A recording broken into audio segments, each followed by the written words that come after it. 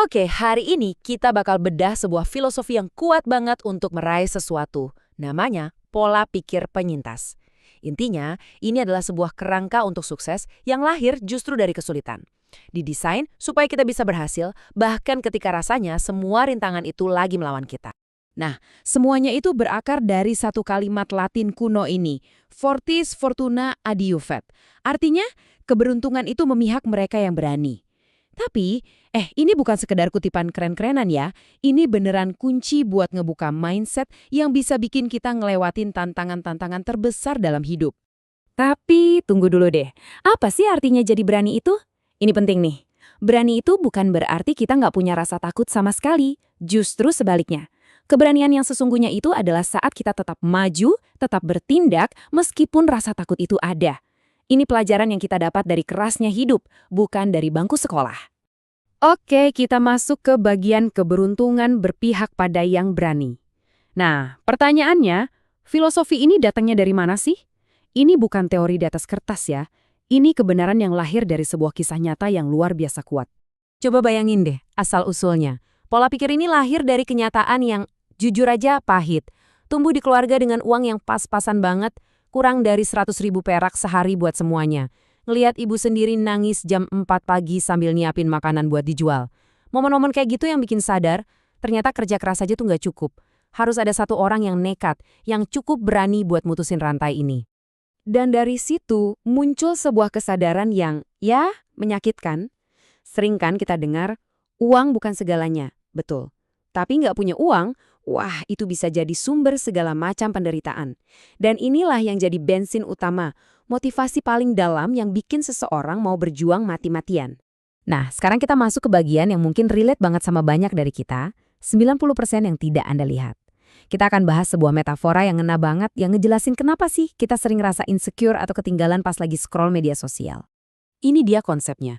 Panggung versus punggung. Ini benar-benar bisa ngebuka mata kita loh. Sadar atau enggak, kita tuh sering banget ngebandingin punggung kita, yaitu 90% realita hidup kita yang isinya kerja keras, gagal, sepi, sama panggung orang lain. Panggung itu apa? Yaitu 10% potongan adegan terbaik yang mereka pamerin online. Dan inilah ilusi media sosial yang bikin kita stres. Terus isi punggung atau belakang panggung yang 90% itu apa aja sih?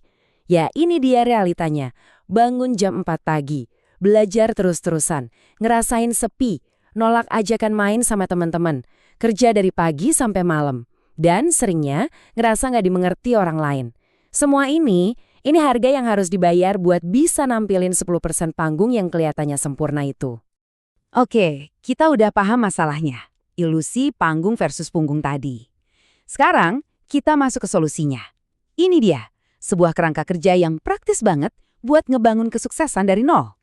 Formulanya itu simple, cuma ada 3 pilar utama. 1. Temukan pengetahuan spesifik kamu. 2. Pakai yang namanya pengungkit atau leverage. Dan 3. Yang paling penting, pegang teguh akuntabilitas. Yuk kita kupas satu-satu biar jelas. Pilar pertama, pengetahuan spesifik. Ini apaan sih? Gampangnya, ini adalah keunikan kamu. Gabungan dari semua skill, passion, dan bahkan pengalaman-pengalaman random dalam hidup kamu. Ini nggak bisa diajarin di kelas, tapi dibangun lewat pengalaman. Contoh paling gampang, Steve Jobs. Dulu dia iseng belajar kaligrafi. Siapa sangka, skill acak itu jadi dasar dari desain tipografi produk Apple yang ikonik. Itu sesuatu yang nggak bisa ditiru orang lain. Pilar kedua, pengungkit atau leverage. Anggap aja nih alat buat ngubah hasil penjumlahan jadi perkalian. Usaha kamu jadi berlipat ganda. Pengungkit itu bisa macam-macam. Bisa modal, bisa tim, tapi yang paling kuat zaman sekarang, media dan perhatian.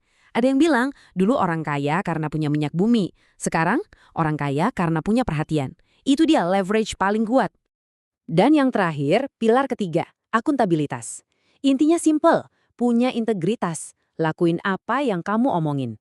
Kenapa ini penting? Karena ini yang ngebangun reputasi dan kepercayaan. Dan kalau orang udah percaya sama kamu, peluang itu bakal datang sendiri. Inilah cara kita menciptakan keberuntungan kita. Ingat, reputasi itu mata uang paling berharga.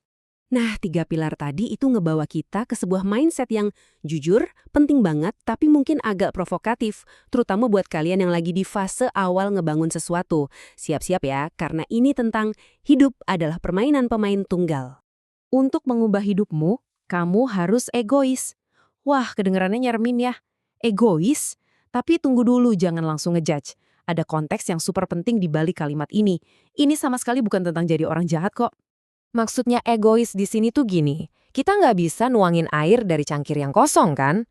Nah, artinya kita harus fokus ngisi cangkir kita sendiri dulu, terutama di fase-fase awal perjuangan. Anggap aja ini fase investasi ke diri sendiri. Penuhin dulu ilmumu, energimu, sumber dayamu. Nanti kalau cangkirmu udah penuh, baru kamu bisa bagi-bagi ke orang lain.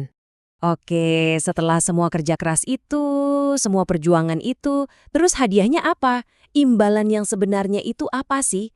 Nah, di sini kita perlu mendefinisikan ulang apa itu arti sukses yang sebenarnya. Banyak dari kita mikir kalau sukses itu kayak garis finish. Udah, nyampe, selesai. Padahal kenyataannya nggak gitu. Mencapai satu puncak itu cuma bikin kita bisa ngelihat ada puncak lain yang lebih tinggi. Perjalanan ini tuh nggak pernah ada akhirnya. Nggak ada garis finish. Yang ada cuma proses bertumbuh yang terus-menerus. Jadi, kalau bukan garis finish, imbalannya apa, Bong? Jawabannya ada di sini. Pekerjaan itu sendiri adalah imbalannya. Mindsetnya digeser. Bukan lagi tentang nunggu hadiah di ujung, tapi tentang menikmati prosesnya, menikmati perjuangannya, menikmati setiap pelajaran baru setiap hari. Itulah hadiah yang sebenarnya. Dan ini mungkin jadi salah satu kutipan paling ngena. Keajaiban yang Anda cari ada dalam pekerjaan yang Anda hindari. Sering banget kan kita nunda-nunda sesuatu yang susah, yang kita takutin? Padahal justru disitulah letak terobosan terbesar kita. Keajaiban itu ada di balik rasa takut kita. Sebagai penutup, saya mau ninggalin satu pertanyaan buat kalian renungkan. Kalau di cerita dongeng, pahlawan itu harus ngelawan naga. Nah, pertanyaannya, apa satu naga dalam hidupmu yang perlu kamu hadapi hari ini? Naga ini bisa jadi rasa takut, kebiasaan menunda-nunda, atau tantangan apapun yang selama ini menghalangi kamu buat maju.